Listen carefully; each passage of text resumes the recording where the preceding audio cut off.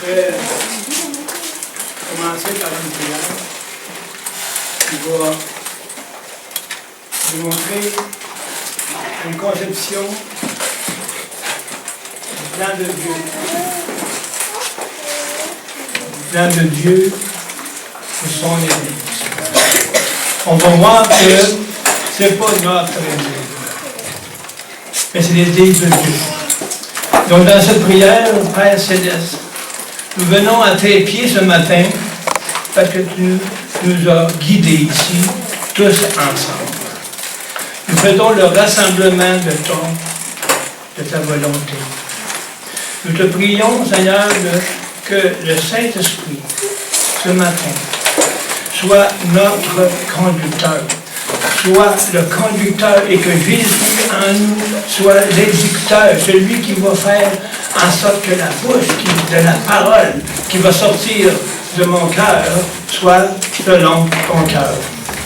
Père Céleste, je prie que ton onction, elle est ici présentement, nous la ressentons et nous voulons que votre onction soit puissante, pour que chaque cœur soit attentif, un cœur avec des oreilles d'amour et de paix et de joie pour enfin attendre la parole de Dieu. Oui, Seigneur, nous venons aujourd'hui pour un commencement spécial. Un spécial pour vous, Seigneur. Le spécial de rassembler le peuple de Dieu dans une église commune, unie dans un seul Seigneur. Nous sommes unis, divisés, qu'on voit aujourd'hui. Mais ce n'est pas ton plan. Ce qu'on veut aujourd'hui, c'est de revenir à la source de votre ministère. Jésus lui-même et ses prophètes nous ont enseigné l'Assemblée céleste. Donc, Papa, que chacun de nous soit au pied de ta croix, Jésus. Et que le sang de Christ soit notre purification sincère et réelle en nous, afin que cette communion, qu'on puisse s'approcher du trône de Dieu par le sang de Christ. Donc ce matin, Seigneur, nous sommes là. Nous écoutons ta parole. Nous écoutons l'esprit de ta parole. Nous attendons le Saint-Esprit à nous dire la parole vivante. Il va nous la vivifier. Il va nous transformer pour qu'on devienne des vivants et non des morts dans la vie du monde. Mais dans un monde céleste, nous vivons maintenant. Et maintenant, nous allons, Père Céleste, que votre volonté soit faite d'établir un commencement du gouvernement de Dieu qui est déjà établi dans les cieux, qu'on va commencer dès maintenant, aujourd'hui, de démontrer la gloire de Dieu par Jésus-Christ en nous, car c'est par l'Église qui va la démontrer. Au nom de notre Seigneur, que le Saint-Esprit nous conduise et que l'Esprit de Dieu en nous se rende agité et vivant par le Saint-Esprit qui nous dirige. Au nom du Fils. Amen.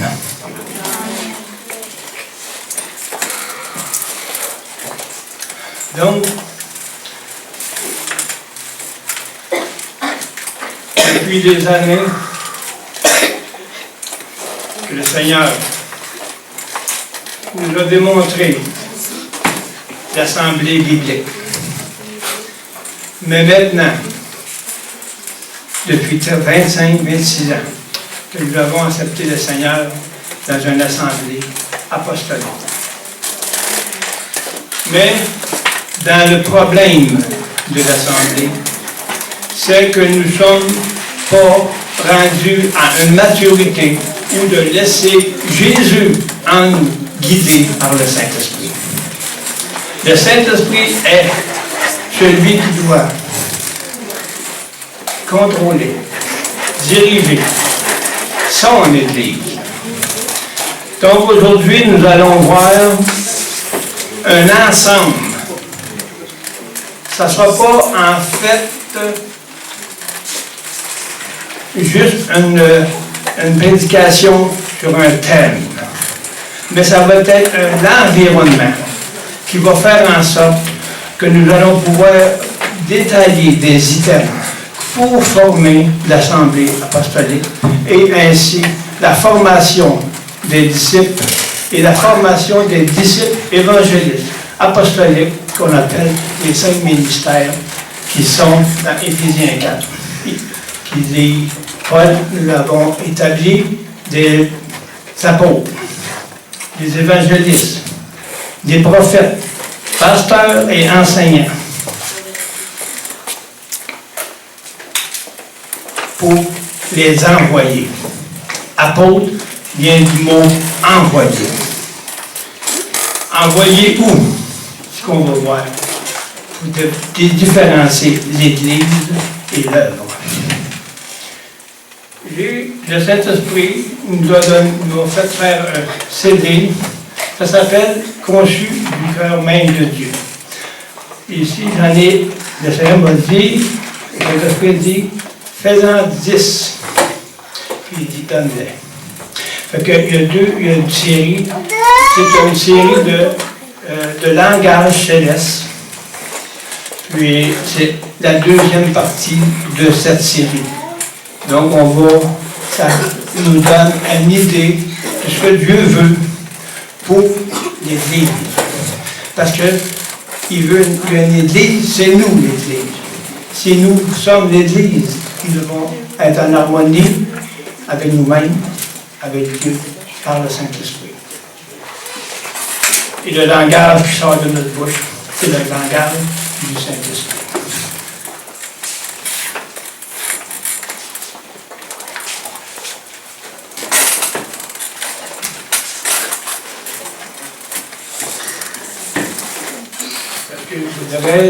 Il y en a pour 10 personnes. On pourra voir une partie d'une série qui n'est pas encore sur CD. Mais Dieu a permis de vous emmener ça ici parce qu'il veut vous les donner.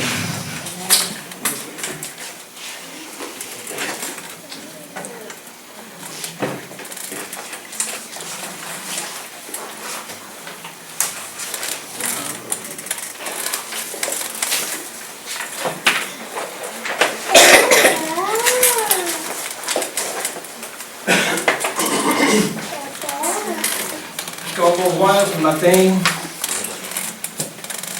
c'est des étapes pour engendrer avec un cheminement qui va nous permettre d'entrer dans la vision de l'Assemblée apostolique. Ce qu'on peut bien comprendre, apostolique, veut dire selon les apôtres, selon ce que Jésus a prophétisé, que donné aux apôtres pour former une assemblée unie dans tout le monde. Il n'y a pas de division dans l'assemblée biblique. On a le même Seigneur, on a le même esprit, on a le même baptême, on a un seul Père, on a un seul Dieu. Donc l'Église apostolique se fait d'une façon où que tous doivent être dans l'harmonie avec le Seigneur. Et pour ça, il y a un cheminement qu'il faut qu'il se fasse. Le chemin de concevoir le cœur de Dieu. Qu'est-ce que le cœur de Dieu c'est? C'est tout ce qui est de lui-même. C'est tout ce qu'il représente. C'est tout ce qu'il veut, lui. Nous n'avons aucune part, sauf de l'obéir et de laisser le Seigneur faire en nous ce que le Saint-Esprit nous dit de faire. Donc, ce n'est plus moi. On va commencer par ce verset qui me vient à l'esprit. Ce n'est plus moi qui vis, mais c'est Christ qui vit en moi.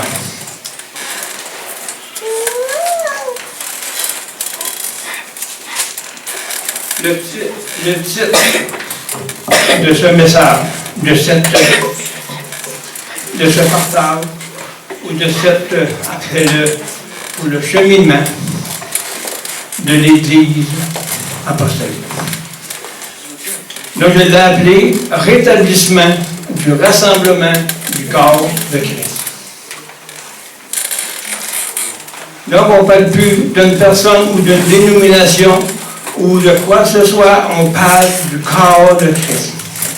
Le corps de Christ ne doit pas être divisé par une opinion ou par quelque chose d'autre que Dieu doit être le prémisse dans toute chose.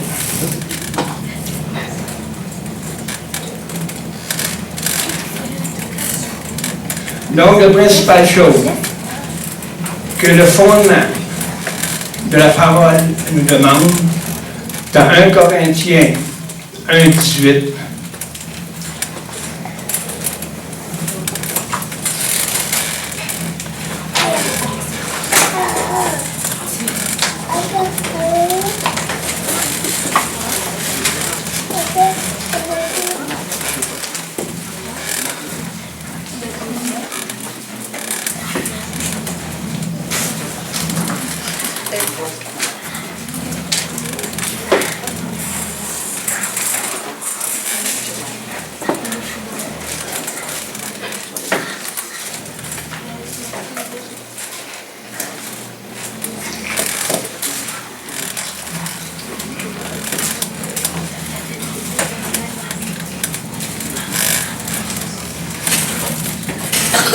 dans 1 Corinthiens 1,18. C'est juste, c'est à lire. Car la prédication de la croix est folie pour ceux qui périssent. Mais nous qui sommes sauvés, elle est la puissance de Dieu. Ici on ne parle pas au panier. On parle à ceux qui sont en Jésus-Christ. Mais il faut voir bien la distinction pour ceux qui se perdent. Ici, on voit que Paul vient nous annoncer, elle est folie pour ceux qui périssent. Elle est folie qui périssent de la vie de Jésus. Mais elle est la puissance de Dieu, l'œuvre de la croix, pour ceux qui sont sauvés, pour ceux qui marchent dans le cheminement du renouvellement de l'âme. L'âme, c'est notre place où que Dieu veut transformer. Mais c'est seulement par un cheminement de l'œuvre de la croix. C'est le fondement de toute chose. Rien ne peut être fait sans cette puissance. Cette puissance est l'œuvre du Seigneur sur la croix, qui nous permet de pouvoir marcher, aller jusqu'à dire comme Paul, ce n'est plus moi qui vis, mais c'est Christ qui vit en moi. Donc, c'est plus moi qui vis, ça veut dire c'est plus moi qui décide. C'est plus moi qui choisis les choses. Je choisis seulement ce que le Saint-Esprit vient me faire choisir. Pour cela, il y a tout un cheminement qu'il faut apprendre. Ça ne se fait pas dans une journée. C'est un cheminement pour jusqu'au jour où le Jésus va revenir. Je ne verrai pas beaucoup dans ça ce matin parce qu'il y a un enseignement là-dessus pour l'œuvre de la croix. C'est le principal enseignement que je vois, que le Seigneur m'a révélé pour pouvoir vraiment marcher dans l'Église.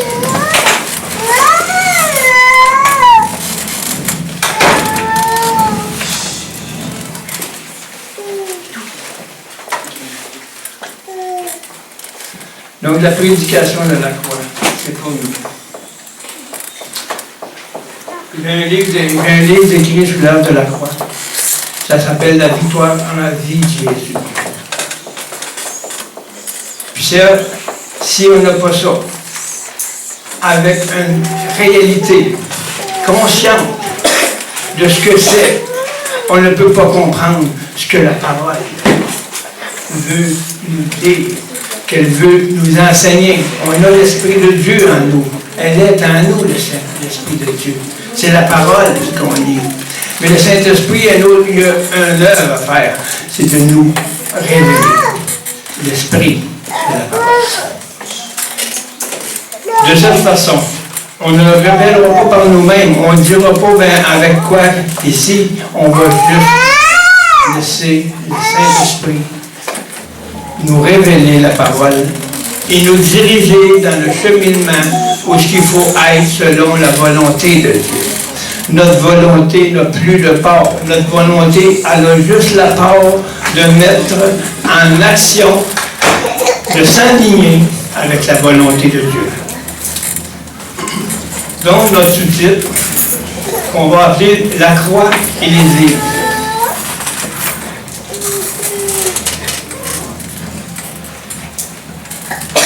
Notre condition personnelle pour un cheminement adéquat pour l'Église locale pour réaliser l'Assemblée biblique.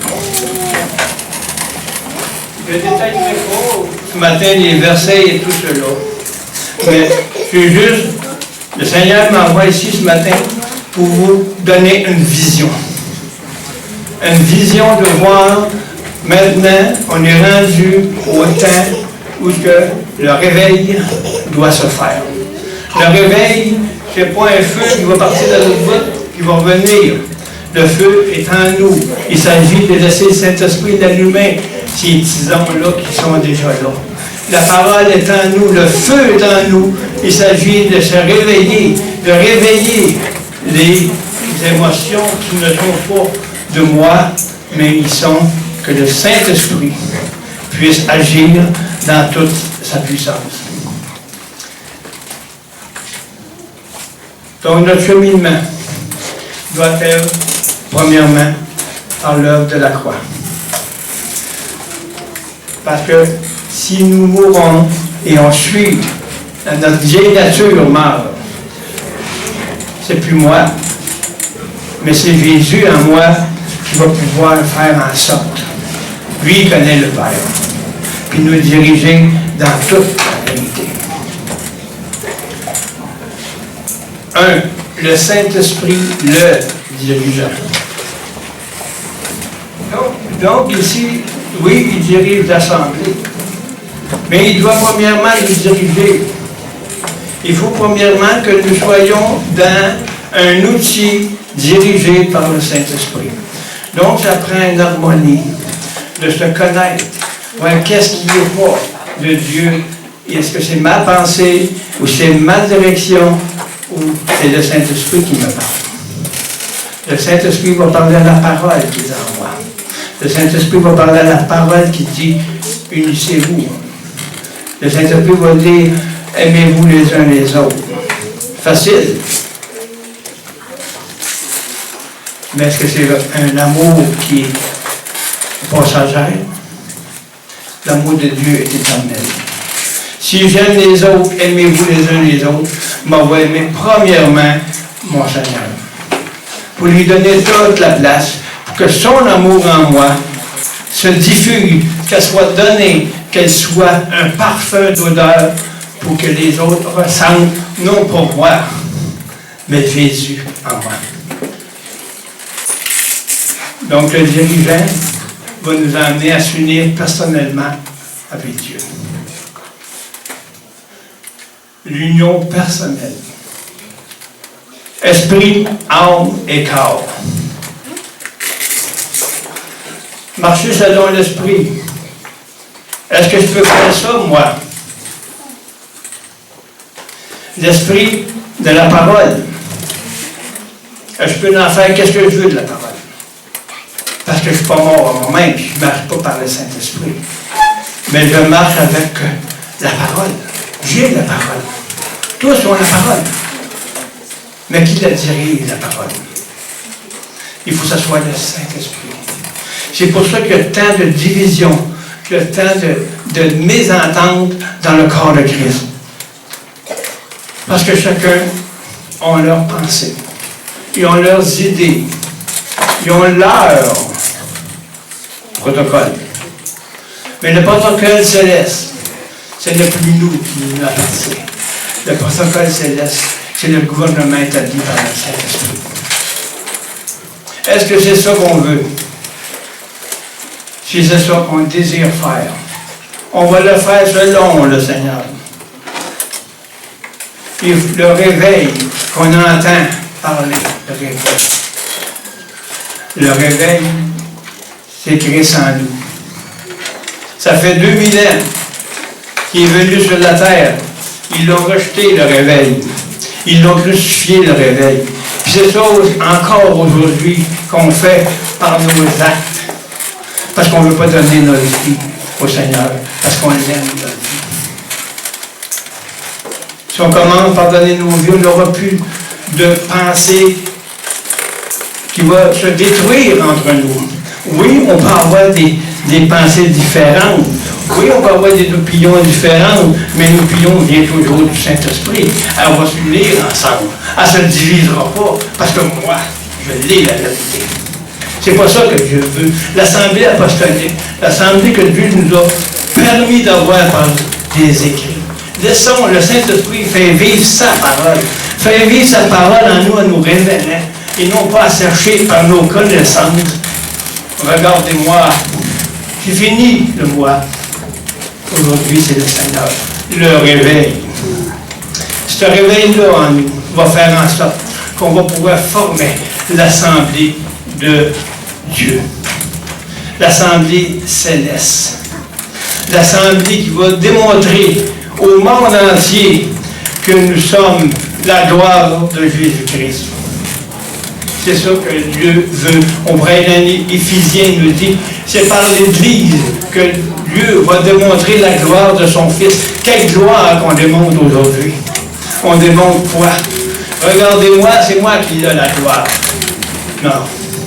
C'est fini, ça.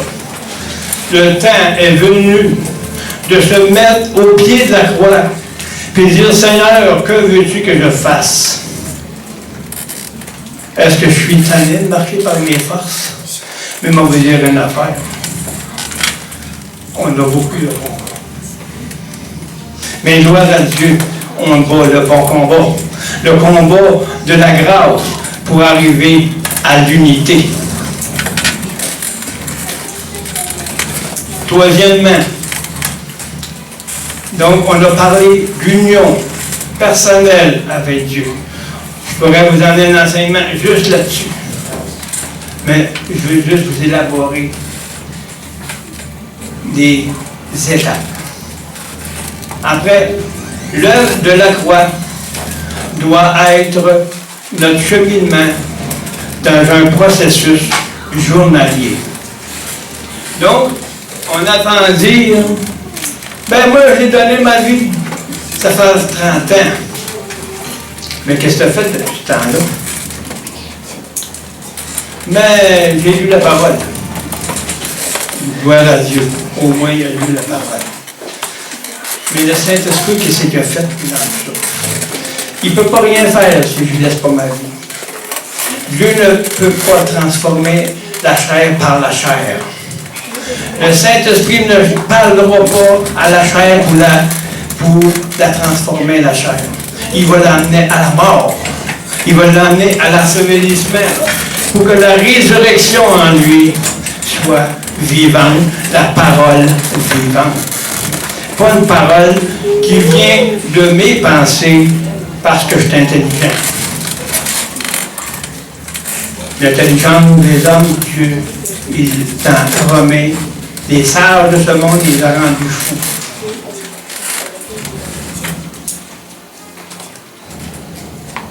La sérieuxité de cette union personnelle avec Dieu, c'est le prémisse de toute assemblée. Parce qu'on est l'assemblée, on est l'unité avec Dieu. Si on veut être uni avec Dieu, être en harmonie avec Dieu. Pas dans ce que j'aime, moi, mais ce que Dieu aime.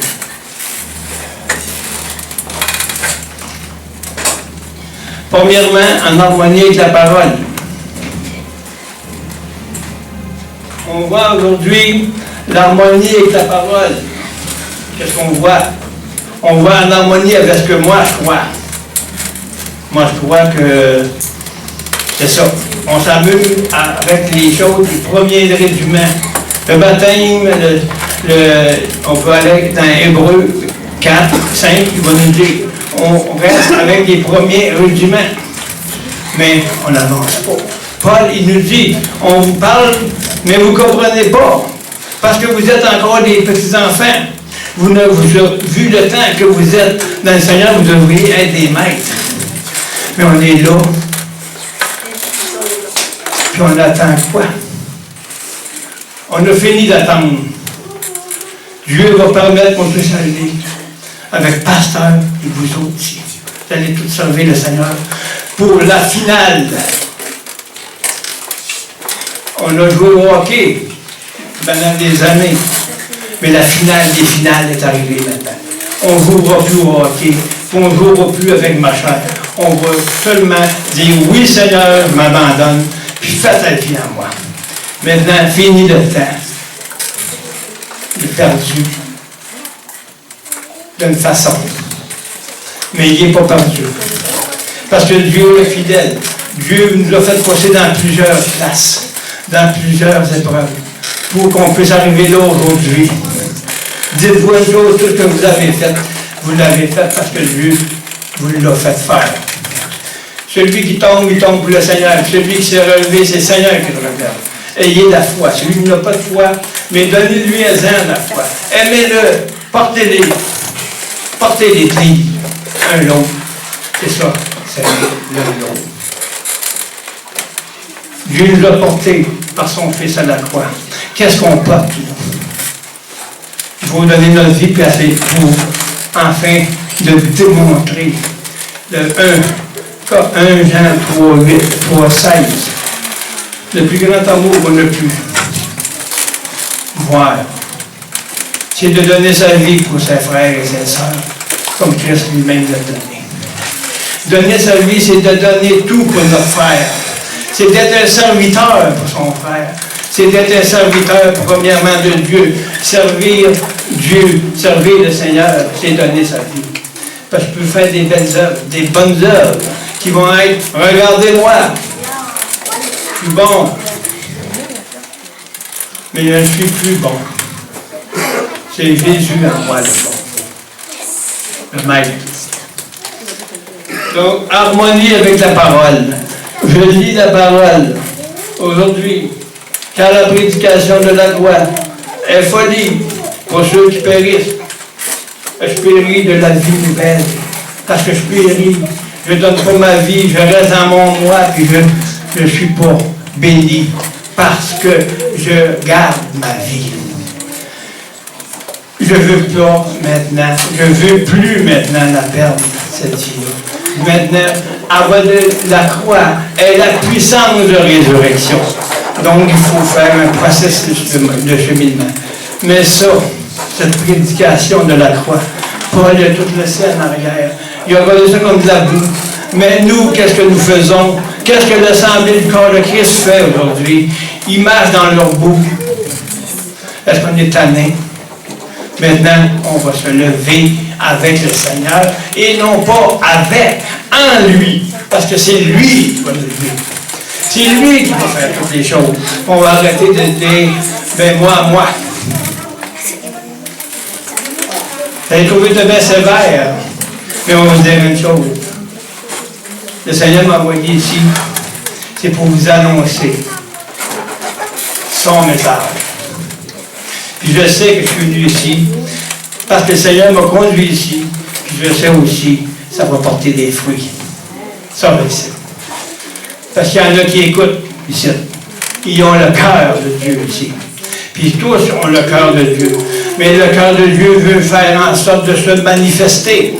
Maintenant est le temps que le Saint-Esprit prenne la relève, afin que tous, ceux qui vont voir, emmènent les autres à voir. Si on reste tous à rien, à manger dans notre petite parole qu'on croit connaître, on va juste s'assire dessus. Mais levons-nous maintenant. Le temps est venu d'aller chercher les restes. La parole de Dieu nous dit, dans Romains 8, nous attendons tous, Paul nous dit, et la création entière attend tous, la révélation des fils de Dieu. Qui sont ces fils de Dieu? il n'était pas avec Paul. Parce que toute la création attend. Donc c'est nous, les fils et les filles. C'est marqué dans Romains 8. Tous ceux qui sont conduits par le Saint-Esprit sont fils de Dieu. On parle de fils et de filles.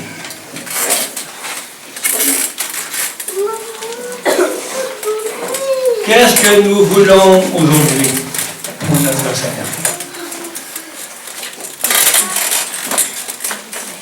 Je crois de qu'est-ce qui se passe ici ce matin, que le Seigneur va faire une ouverture grande.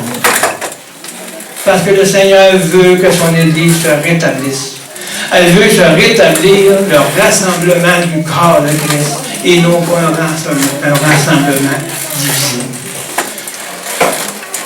On peut être dans les assemblées locales, on va parler un petit peu de ça tantôt, mais présentement, c'est nous être réconciliés, se rassembler nous-mêmes en Jésus-Christ par le Saint-Esprit, pour qu'il nous réveille le Saint-Esprit, l'Esprit du Saint-Esprit. L'Esprit du Saint-Esprit, c'est quelque chose. Mais le Saint-Esprit est l'Esprit de la parole qui nous l'a révélé.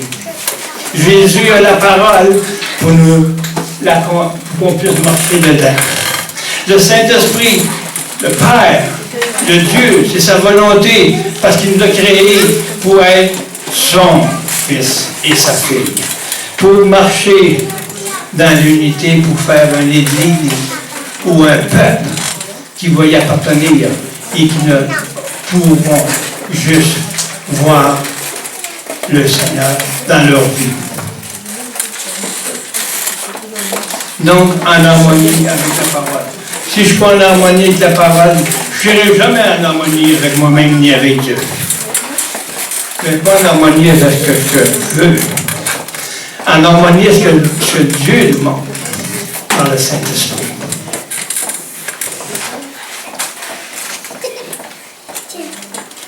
En simple, la parole de Jésus, son esprit. Donc, on va faire la différence entre le Saint-Esprit et l'esprit de Jésus en nous. L'esprit de la parole, c'est Jésus, la parole. Exact. Il dit, elle s'est fait chair. Jésus est venu sur la terre, il s'est fait chair, il avait l'Esprit de Dieu en lui, puis il y avait le Saint-Esprit qui le conduisait pour qu'il soit conduit par le Saint-Esprit. Jésus était conduit par le Saint-Esprit parce qu'il y avait la parole en lui.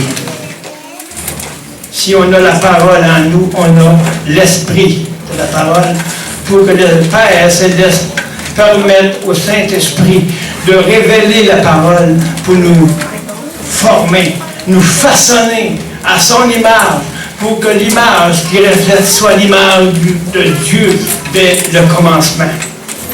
Ce n'est pas une image d'une figure, c'est une figure spirituelle.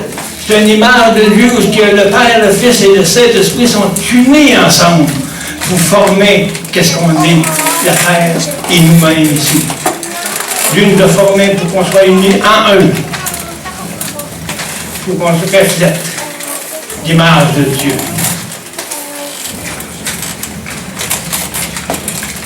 Donc la parole de Dieu est en nous. On a l'Esprit de Dieu. On va se répéter dans nos enseignements. Parce que c'est ça qui va faire en sorte de nous faire approfondir pour que le Saint-Esprit nous mette dans nos cœurs et qu'il nous l'écrive. Écrit, il dit, il va écrire dans leur cœur. Ils vont prophétiser. Il va avoir des évangélistes. Il va avoir des pasteurs, enseignants. Il va avoir aussi des prophètes comme déjà il y en a. Mais seulement on va pas voir comment on peut être utilisé selon l'image de Dieu pour son Église.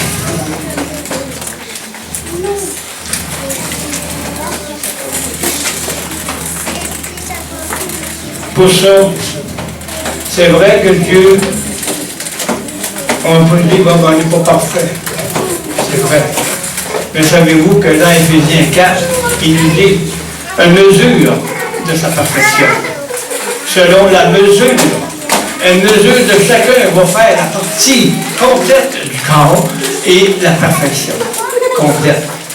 Mais chacun de nous a une mesure. Puis cette mesure-là, qui est ressuscitée à nous par la vie de Christ en nous, elle est parfaite. C'est ça qu'il nous faut. Chaque pierre, chaque chose à sa place, selon l'ordre de Dieu, pour être utilisée dans le corps de Christ. Dieu d'ordre. Dieu est Dieu d'ordre. Quel ordre on a dans notre cœur? Est-ce que c'est l'ordre du monde ou l'ordre du Saint-Esprit? Donc, nos vies changent par la vie de résurrection, de passant par la mort à la vie, que déjà on est accompli en Dieu. Parce que tout est accompli, nous sommes déjà assis dans les lieux célestes. Mais Dieu veut démontrer qu'est-ce qu'il est. Qu'est-ce qu'il veut faire? Dieu veut démontrer la gloire de son Fils à travers nous. Parce qu'il veut l'accomplir en nous. Parce que nous sommes ses enfants. Il y a un peuple qui a besoin de nous. Selon sa façon. Donc, ce n'est pas notre vie que Dieu va gérer. C'est pas qu'est-ce que je fais. C'est pas que je suis bon. Que j'ai fait des bonnes œuvres. Que j'envoie des sous en dehors, que j'ai ci, que j'ai ça. Non. C'est sa vie que Dieu aime. Sa vie, Jésus. Il a dit, j'ai tout mis en mon Fils. Écoutez-le. Qu'est-ce que j'ai à faire, moi? À tout donner. Écoutez le Seigneur. Écoutez-le, dit le Père. J'ai tout mis en lui. Qu'est-ce que c'est qu'il a mis en moi? Il a mis son Fils en moi. Lui, il a toutes choses. Il connaît tout. Il connaît le Père. Moi, je ne le connais pas, moi. Il faut que je donne ma vie. Il faut que je laisse le Saint-Esprit me conduire pour le connaître, le Père. Pour enfin que je puisse marcher dans l'œuvre que Dieu a préparée d'avance pour nous. Comment peux-tu connaître la volonté de Dieu et l'œuvre qui vient pour toi si tu ne connais pas Jésus dans une vie de résurrection? Mais moi, je ne connais pas ça. Tout ce qui m'importe, c'est de connaître Jésus. Parce que lui, il dit, je suis le chemin, la vérité et la vie. Je suis le chemin, par le chemin de la croix, la vérité et la parole. Et il est la vie en nous. Dans cette harmonie-là, nous allons pouvoir créer, laisser créer Dieu, son Église, qui a toujours été là, qui attend. Rétablir l'Église de Christ. Elle est divisée, mais il y en a d'autres qui fonctionnent de cette façon-là. Mais peu sont. La porte étroite, là, hein? C'est ça qui m'empêche de marcher. Parce que je ne veux pas y entrer dans la porte étroite. Parce que moi, je ne veux pas donner ma vie, je l'aime. Mais si je donne ma vie, je vais rentrer dans la porte étroite. Puis moi, pour pas juste rester au bord de la porte, il faut que je traverse tout le bord. Parce que si je traverse tout le bord, je vais faire un pas dans la vie de résurrection pour que le Saint-Esprit puisse dire, gars, mon Fils en toi, il veut faire ça. C'est ça le plan que tu avais préconnu avant la fondation du monde. Maintenant, Jésus connaît le plan. Donc, je dois lui laisser toute la place. Dieu le Père, sa volonté soit faite. Jésus envoyé en nous, faites la volonté du Père. Donc, Jésus a été le premier envoyé. Il était l'apôtre des apôtres. Donc, les apôtres, c'est ceux qui sont envoyés. C'est pas le mot apôtre, les fondateurs. Et les autres sont des envoyés, parce qu'on les appelle aussi des envoyés, sont apôtres. On peut donner les noms évangélistes et les 5 ministères. Lui, la volonté du Père, lui seul la connaît. Le Saint-Esprit dirige nos vies maintenant. En révélant la parole de Jésus, transforme la lettre en vie. Si on peut prendre la parole, la connaître par cœur. Mais il y a un verset qui dit, la lettre tue et l'esprit vivifie. Mais pour vivifier la parole, ça prend le Saint-Esprit. Je peux lire la parole. Elle me vivifie d'une puissance. Parce que la parole de Dieu, c'est une puissance. C'est des puissances qui sont là. Mais la parole de Dieu est puissante, elle est révélée. C'est devenu une nouvelle, une révélation, une transformation. Cette parole devient vivante. Puis dans Hébreux 4, 11, elle nous dit, elle est la parole vivante, elle peut trancher l'âme, le corps et l'esprit. Si on peut arriver à pouvoir saisir juste un peu, de comprendre l'esprit, l'âme et le corps, on va pouvoir discerner aussi qu'est-ce qui vient de Dieu, puis qu'est-ce qui ne vient pas de Dieu, parce que la croix va nous amener dans une maturité, où on va pouvoir discerner dans l'esprit, même avant qu'il vienne toucher à nos pensées. Le combat de l'esprit. Ça, si Dieu permet, on ira dans ça. Il y a tellement de choses dans ces enseignements-là que ça finit plus. Mais premièrement, l'œuvre de la croix doit être notre but pour entrer dans toute la vérité. Chaque mesure doit être là, qui sont là, doit être des mesures révélées. Pas des mesures que je me pense avoir. Moi, je ne pense pas d'avoir rien. Parce que Jésus a tout. Il dit, j'ai tout mis ma confiance en mon Fils. C'est pas en relais. Donc, relaissons ce qui appartient à Dieu. Donnons à César ce qui appartient à César. Quand un apôtre a amené une pièce, il faut voir bien plus large que juste la pièce. Il faut voir que donner à Dieu, à ce qui appartient à Dieu, puis laisser les choses au monde à ce qui appartient. Donc, donnons notre vie, puis laisser ça au monde, pour que qu'est-ce qui revient à Dieu, mais c'est lui donner, parce qu'il l'a déjà accompli. Et que marchons donc dans sa volonté pour donner à Dieu ce qui lui appartient.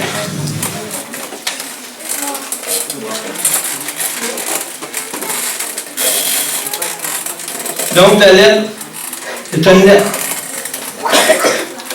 C'est une connaissance. Mais la révélation, c'est qu'est-ce qu'on appelle au-delà de moi. Au-delà de moi, parce que ça vient de le Saint-Esprit. Ça vient du Saint-Esprit révélé dans un monde spirituel qui va nous amener à pouvoir comprendre et approfondir, saisir ce que Dieu veut nous écrire dans notre cœur pour qu'on puisse marcher selon le cœur de Dieu. Le Saint-Esprit nous conduit en toutes choses. C'est lui maintenant notre nouveau nom. C'est Jésus notre nouveau nom. Par une vie transformée en Jésus. Là, qui est l'esprit de la parole.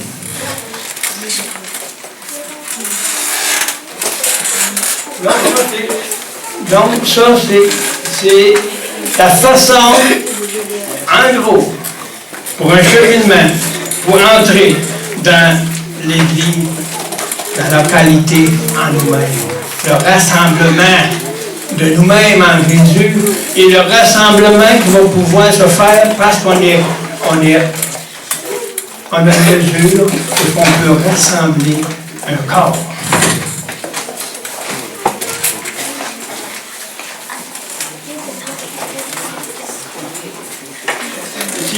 Ici, j'ai 12 étapes qu'on va voir pour justement l'Église.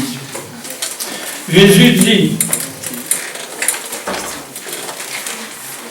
le titre, je bâtirai mon Église. À qui Jésus dit, je bâtirai mon Église? C'est lui qui dit pour la bâtir. Qu'est-ce qu'on a à faire en sorte de bâtir l'Église de Dieu?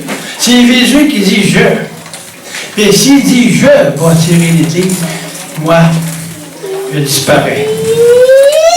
Je donne ma vie. Voilà, Seigneur. Ça t'appartient. Forme ton Église. Donc, ça veut dire que c'est lui en nous. C'est lui qui doit le faire en nous. Donc, pour le faire en nous, mais il faut que je le connaisse. Donc, pour le connaître, nous avons le Saint-Esprit. Si je n'ai pas le Saint-Esprit pour me faire connaître Jésus, mais je reste dans la parole, la lettre. La direction vient du Saint-Esprit. Dans Matthieu 16, 18, et moi je te dis, qui tu es Pierre, et sur ce roc, je bâtirai mon église, et que les portes du séjour des morts ne prévaudront point contre elle. Si Jésus bâtit l'église, c'est lui qui l'a bâti à travers nous. Et nous sommes bâtis, nous sommes l'église. Chacun de nous est partie de l'église. On parle d'un corps, on parle d'une unité. Chaque membre est utile au corps selon la propre mesure que Dieu leur permet de le révéler. Donc, si les portes de l'enfer ne prévaudront pas contre elle, il y a seulement contre Jésus qui ne peuvent pas faire les choses. Ils ne peuvent pas aller faire du mal à Jésus parce que Jésus est mort, puis il a porté notre mal, nos malheurs, et tout ça, on va aimer. Donc, les portes de la mort, les séjours des morts, le séjour des morts, c'est mon ancienne vie. Est-ce qu'on est d'accord avec ça? La porte des morts, le séjour des morts, on était avant. Ça ne pourra plus être un obstacle. Parce que on va être en Jésus avec une mesure qui va servir le Seigneur sans l'obstacle. Parce que le sang de Christ va nous garder purs pour rester en communion avec le Père. Parce qu'on va toujours être assis au trône de Dieu, puis Seigneur, fais ta vie, fais ce que tu as à faire à travers moi. Là, le Christ est en train de le faire, parce que je lui donne la place. Puis les portes de l'enfer ne prévaudront pas, parce que moi, je ne reviendrai pas dans mon ancienne vie pour aller dans le séjour des morts.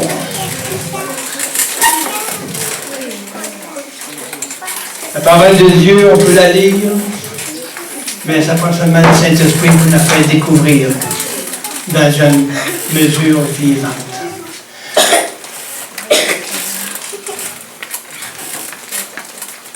Quand il a parlé de Pierre, Pierre représente le roc. Sur ce roc, je bâtirai mon église. Parce que Jésus est. Et sur ce rocher-là, si on ne veut pas suivre le Seigneur, on va se heurter et on va mourir. Parce qu'on va mourir dans notre chair. Parce qu'on ne veut pas y donner ma chair. Parce qu'il est déjà crucifié. Donc, si je me heurte, je vais retourner dans le séjour des morts. Parce que je ne veux pas donner ma vie.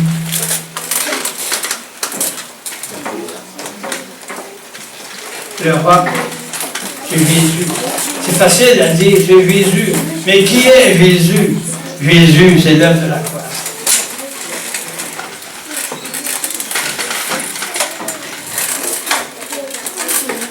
Dans Néhémie 2:20, et je leur fis cette réponse.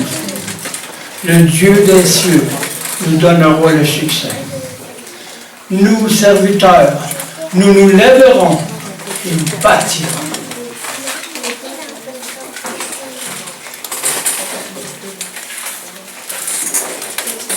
On est rendu au jour de rebâtir, de rétablir qu'est-ce qui est défait depuis les années. Mais pour ça, première étape, l'œuvre de la croix, Christ personnifié en nous la nécessité. Christ personnifié en nous. C'est primordial pour pouvoir marcher dans l'unité. Parce que ce ne sera plus mes pensées. Ça ne sera plus la contradiction envers quoi que ce soit. On peut avoir des pensées, mais on va se remettre à Dieu parce qu'on sait que c'est plus moi qui vis. Donc moi puis le pasteur, on a des belles et différents. Le Seigneur, il n'est pas juste à côté de nous, il est en nous. Donc on peut se parler dans le nom de Jésus. Parler du nom de Jésus, il faut le connaître. Beaucoup disent, donne la main, je te donne la main au nom du Seigneur Jésus. C'est qui ça? Ben, il est mort dans la croix, il est dans la Bible. Parce que tu connais la personne de Christ. C'est ça qui est premièrement le but de la parole de Dieu. Personnifier l'image de Christ en nous. L'unité dans le corps de Christ. C'est pour ça, tout à l'heure, on a fait voir l'unité, premièrement, avec nous-mêmes, en Dieu, dans le Père, dans le Fils, dans le Saint-Esprit. Ils sont tous les trois en nous, hein? Ils sont tous les trois en nous. On n'a pas besoin de les chercher, là. Hey, ils hésitent, là. Ils sont en nous. Dans son temple.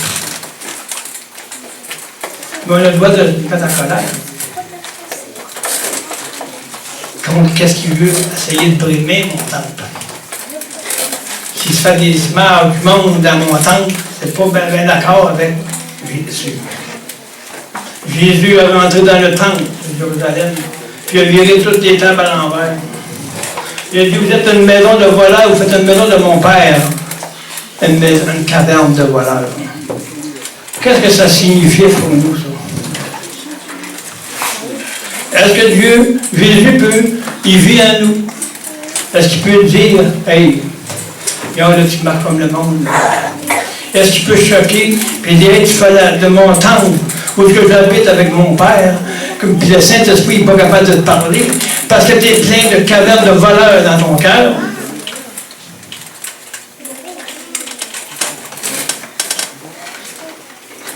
Je bâtirai mon Église. J'ai bâti son Église, c'est lui en nous. Les images qui sont sous notre mur du temple de notre âme, c'est seulement le Saint-Esprit qui peut changer ces images. Vous mettez des images d'amour, de paix, de joie, d'appréciation, de reconnaissance. Et 1 Corinthiens 13. C'est seulement Jésus qui est tout ça. Nous, on ne peut pas faire ça. Moi, je ne suis pas capable de faire ça par moi-même, 1 Corinthiens 13. C'est Jésus qui a tout eu de son Père. Lui, les a tous.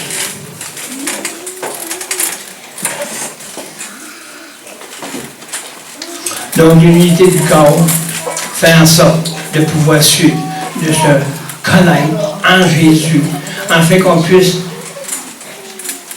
être dans un commun accord. Si Paul nous dit, vu le temps où nous sommes rendus, faisons pas comme si on serait inconnus, mais attendons, le Seigneur en son temps nous révélera, mais marchez le même pas. Réconciliez-vous par la parole vivante.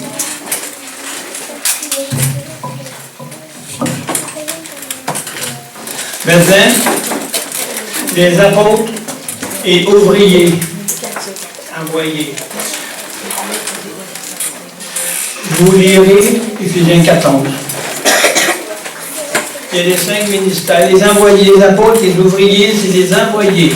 C'est ceux que Dieu a choisis, c'est ceux qui ont une mesure de discipline, parce que les disciples, faire des disciples, former des disciples, c'est pas juste former des disciples, Là, c'est former un disciple pour toute l'éternité. Former un disciple, il peut être discipliné pour un évangéliste. Il peut être discipliné pour être un prophète. Il peut être discipliné pour un pasteur qui amène la parole, un enseignant, un docteur de la parole. Mais ils ont toutes des disciplines à suivre selon que Dieu a préparé pour eux. Donc, les disciples de base, c'est la croix. Former des disciples, c'est les amener à comprendre ce que Dieu veut pour eux. Parce que si les gens dans l'Assemblée connaisseraient qui ils sont, ils pourraient être utiles, puis les utiliser dans l'Assemblée comme Dieu le veut bien. Donc il y a tout un cheminement. On rentre tout un cheminement dans l'Assemblée où on peut être tout utile, puis être tout en ordre.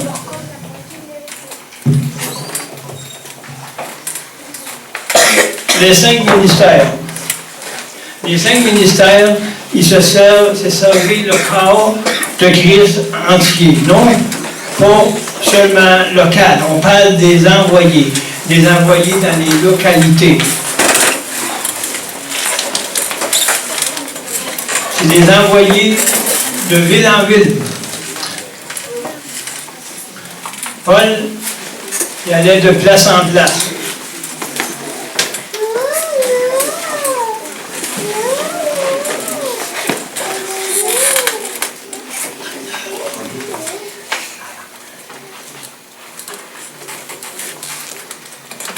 Parce qu'on parle, après ça, on va aller dans je suis sûr, je vais juste faire